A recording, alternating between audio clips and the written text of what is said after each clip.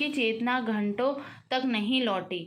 बैठे बिठाए किस मुसीबत में पड़ गए। बोले ऐसी कौन सी मुसीबत आ गई कि हम बैठे बिठाए। फिर कछुए की चेतना मतलब उसने क्या किया, घंटों तक है ना नहीं लौटी, मतलब वो सोच में पड़ गया कि अब हम क्या करें। बैठे बिठाए किस मुसीबत में पड़ गए। बोले हम तो बैठे बिठाए किस मुसीबत में पड़ गए। सब कुछ ठीक ठाक चल रहा था। क्या चल रहा था, सब कुछ ठीक ठाक चल रहा था और पता नहीं ये नई मुसीबत कहाँ से आ गई। ये अचानक खरगोश की मति कैसे फिर गई। मति मतलब बुद्धि। गहन मंत्रणा करने के लिए सभी कछुए अपनी मुखिया के चारों ओर सिमट गए, मतलब चारों ओर बैठ गए जो उनका मुखिया था और उसके चिंतान्तुर मुखिया की वाणी गंभीर हो गई। जो चिंतान्तुर मतलब चिंता में आतुर जो उनका मुखिया था, मतलब जो आपने देखा है ना पंचायत के मुखिया होते हैं आपके घर के, आपके पापा मम्मी होते हैं, वैसे ही वहाँ खरगोश के सबसे पुराना कछुए का सबसे पुराना क्या था, कछुआ मुखिया था। वाणी गंभीर हो गई थी। यह हमारे लिए घोर संकट की घड़ी थी। क्या थी, घोर संकट की घड़ी थी। लगता है यह खरगोश बिना दौड़ लगाए नहीं मानेगा। बोले अब ये खरगोश तो है ना बिना दौड़ लगाए नहीं मानेगा। हम दौड़ तो जीत नहीं सकते, मुझे कोई उपाय नहीं सूझ रहा है। बोले हम दौड़ तो नहीं जीत सकते लेकिन मुझे कोई उपाय सूझ नहीं रहा है। हाँ, इस संकट में अगर हमारी कोई सहायता कर सकता है तो वह है मनुष्य। कि हाँ, यदि इस संकट में कोई हमारी सहायता करेगा तो वो मनुष्य मतलब लोग। उसमें सोचने समझने की ताकत हमसे ज़्यादा होती, वो हमसे ज़्यादा सोच समझ सकता है। ईश्वर ने उसके मस्तिष्क का आकार प्रकार हमारा बड़ा और ज़्यादा पेचीदा बनाया, मतलब मस्तिष्क को बड़े में बनाया है और पेचीदा मतलब हर चीज़ को वो सोच सकता है। उसमें दिन रात नई नई खुराफातें पकते, खुराफातें मतलब नई नई बातें। अगर वो हमारी सहायता करना चाहे तो क्यों ना हम जुगाड़ जरूर निकाल देंगे। तो हम जुगाड़ कोई ना कोई जुगाड़ निकाल देंगे, मतलब कोई ना कोई रास्ता निकाल देंगे। लेकिन मनुष्य जाति तो बहुत लालची होती है। देखो यहाँ पर क्या व्यंग किया है कि मनुष्य हमारा काम तो करेगा पर वो किसी काम के लिए क्या लेता है, पैसा। बिना फायदा देखे तो वह एक फली भी नहीं फोड़ती। वो क्या बोलता है, बिना फायदा देखते तो वो कोई है ना फली मतलब कोई एक कली भी तोड़ता नहीं है। हमारी सहायता क्यों करेगी। एक बुजुर्ग कछुए ने टोका कि वो तो लालची होती है तो हमारी मदद कैसे करेगी। मुखिया बुजुर्ग से सहमत था। बुजुर्ग कछुए ने 125 आने सच कहा था। कि हाँ भाई, जो 125 आने मतलब बिल्कुल सच कहना। उसने अपने अनुभव यही निचोड़े थे। वो बहुत बुजुर्ग थी। लेकिन इस बार प्रश्न इतना विकट था कि कछुआ जाति हर ओखली में सिर देने की तैयारी थी। हर ओखली में सिर देना मतलब चाहे कुछ भी देना पड़े, लेकिन वो विकट समस्या से उनको बाहर निकलना था। सब कुछ दांव पर लगा था। इसलिए पूर्वजों की इज्जत, हमारा गौरवशाली परंपरा, उज्जवल इतिहास, ये सब दांव पर लगा था। अतः उसने खुलकर खेलने की ठान ली। बोले नहीं, अब हम तो खुलकर ही खेलेंगे, मतलब हम दौड़ लगाने के लिए तैयार होंगे। तालाब में डुबकी लगाई और तलहटी में छिपाई स्वर्ण मुद्राओं की थैली निकाल लाया। अब क्या किया, तलहटी में गए और उनके पास सोने के सिक्के थे, वो उठाकर लिया है।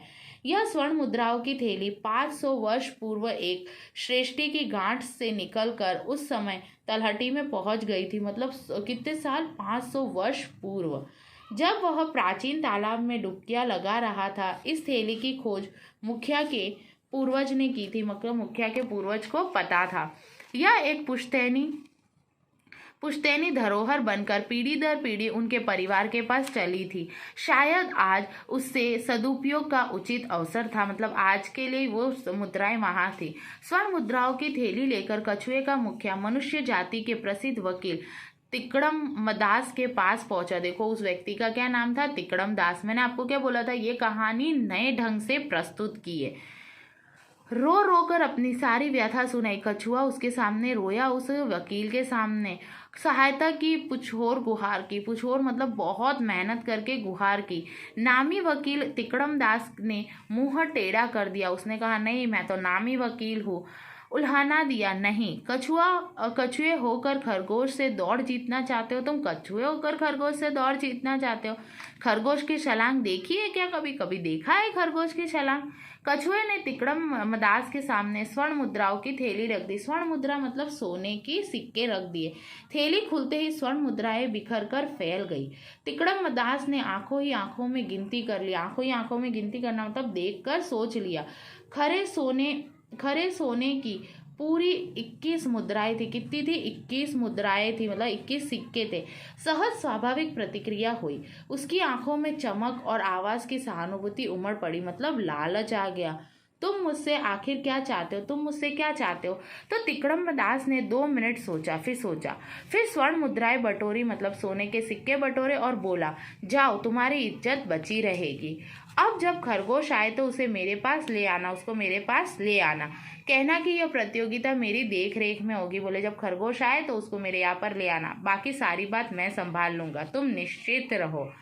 कछुआ और बहुत सारी बातें कहना और जानना चाहता था, लेकिन तिकड़म दास आगे कुछ भी बोलने बताने के मूड में नहीं थे। अतः कछुआ मन मसोर कर वापस लौट आया। मन मसोर का मतलब दुख मन से। उसने यह नहीं बताया था कि तिकड़म दास सारी बातें कैसे संभालेगा। अब कैसे संभालेगा वो तो हमको नहीं पता। जब सारी कौम पर संकट हो तब भला मौखिक आश्वासन से मुखिया कैसे निश्चित हो सकता था? खाली उसने बोला था, मौखिक आश्वासन दिया था। उसे तो यह भी नहीं बताया गया था कि दौड़ होगी भी या नहीं, कि दौड़ होगी या नहीं। दौड़ हुई तो जीत कैसे होगी? अगर दौड़ हुई तो हम कछुए कैसे जीतेंगे? सारे प्रश्न कौन बोल रहा है? कछुआ। मुखिया के साथ साथ सारी जाति चिंतित थी। एक ने कह दिया, मुझे तो लगता है कि स्वर्ण मुद्राएं बेकार हो गई। बोले बेकार हो गई? तुम दे के आ गए। मनुष्य भला खरगोश से हमें कैसे जिताएगा? बोले आपने ये तो पूछा नहीं कि कैसे जिताएगा। हमारी जगह खुद तो दौड़ने से रहा, हमारी जगह वो तो दौड़ेगा नहीं। सुनकर मुखिया की आंखें तैतरी, मतलब एकदम हक्का बक्का रह गया। तू अभी मनुष्य स्वभाव को नहीं जानता। बोले तू अभी जानता नहीं है। पैसे की खातिर वह सब कुछ कर सकता है, उसको जितना पैसा दो वो कुछ भी कर सकता है। आज के दिन उसमें कहीं ईमानदारी बाकी है, इसलिए ईमानदारी बाकी है। तू बस बेनामी के कामों में ही रहे, तू देखता रहे। स्वर्ण मुद्राएं बेकार नहीं जाएगी। क्या होगी? स्वर्ण मुद्राएं बेकार नहीं जाएगी। अपना तिकड़म दास कोई ना कोई तिकड़म बिड़ा कर रहेगा। जो हमारा वकील है वो कोई ना कोई तिकड़म, मतलब कोई ना कोई तो सलाह दिखाएगा। अगले दिन जब खरगोश आया तो कछुए ने उसे तिकड़म दास के पास ले गया। खरगोश अपने साथ 2 प्रेस संवाददाता भी लाया था। खरगोश अपनी जीत के लिए इतना आश्वस्त था कि तिकड़म दास को इस दौड़ का रेफरी बनाने में भी उसे कोई ऐतराज नहीं था। उसने क्या कहा उस खरगोश ने कि हाँ भाई तिकड़म दास, तुम हमारे रेफरी बन जाओ। तिकड़म दास रेफरी ने प्रतियोगिता की शर्तें गिनने यानी प्रारंभ किया। अब कोई प्रतियोगिता होती है उसमें कुछ नियम होते हैं, शर्तें होती है। यह एक लंबी दौड़ होगी जिसमें प्रतियोगिता 10 किलोमीटर की दूरी एक बार में तय करेगा, मतलब एक बार के अंदर तय करेगा। मुझे मंजूर है, लेकिन इस दौड़ के विजेता के गले में फूलों की माला डालकर उसका फोटो खींचा जाएगा, खरगोश ने कहा, जो अखबारों में छपवाना चाहिए और दूरदर्शनों पर दिखाना चाहिए। खरगोश ने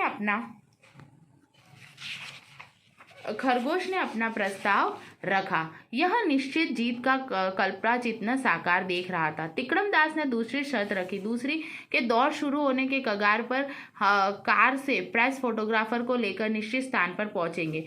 जो प्रतियोगी 10 किलोमीटर दौड़कर निश्चित स्थान पर पहले पहुंचेगा वही विजेता घोषित होगा। तिकड़म दास ने तीसरी शर्त रखी कि पहले पहुंचने वाले प्रतियोगिता की विजेता घोषित किया जाएगा और अंतिम और सर्वमान्य होगी। इससे कोई अपील नहीं होगी और कोई झगड़ा नहीं होगा। इस दौड़ में हारे हुए प्रतियोगिता उसकी कौम के किसी सदस्यों को फिर कभी भविष्य में दूसरी प्रतियोगिता की कौम को दौड़ के लिए अधिकार नहीं रहेगा। ऐसे सब शर्तें रखी। खरगोश खुशी से झूम उठा, यही तो वह चाहता था। और उसने तीसरा प्रस्ताव रखा, क्या इस प्रतियोगिता को टीवी पर नहीं दिखाया जाएगा?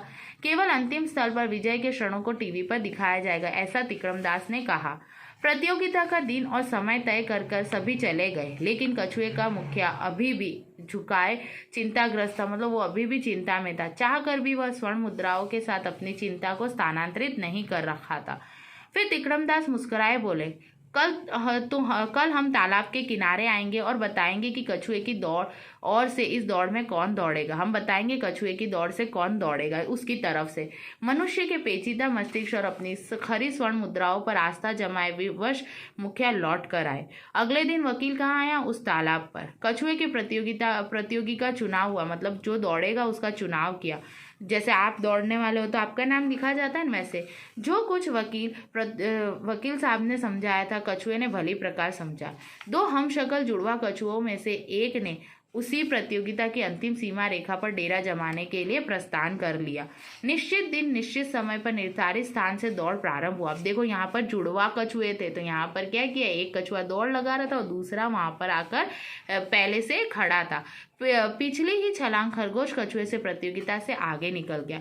प्रतियोगिता रेफरी तिकड़म दास की कार, मैं फोटोग्राफर और प्रेस संवाददाताओं के चंद मिनटों में ही खरगोश से और भी आगे निकल गई। जब गुफ्फार उठाकर कार में बाजू से गुजरी तो खरगोश ने ठहर कर पीछे मुड़कर देखा। बेचारा कछुआ तेजी से हाथ पैर मारता धीरे धीरे सरकता रहा था। मतलब जुड़वा थे, एक तो दौड़ लगा रहा था और दूसरे को उन्होंने कहा था यहाँ खड़े रहना। निश्चित होकर खरगोश दौड़ लगा रहा था। इस बार उसने कम से कम 10 किलोमीटर की दौड़ पूरी तय करने की ठान ली थी। बोले मैं तो सोऊंगा नहीं, रास्ते में सोना तो दूर, 1 मिनट भी नहीं सुस्ताऊंगा। थकान मिटाने के लिए कमर भी सीधी नहीं करूंगा। जो हमारे पूर्वजों ने किया ऐसा मैं नहीं करूंगा। बस जीत की धुन से पूरी दूरी नापता रहा। उसे जीत के साथ साथ एक रिकॉर्ड भी कायम करना था, रिकॉर्ड भी बनाना था।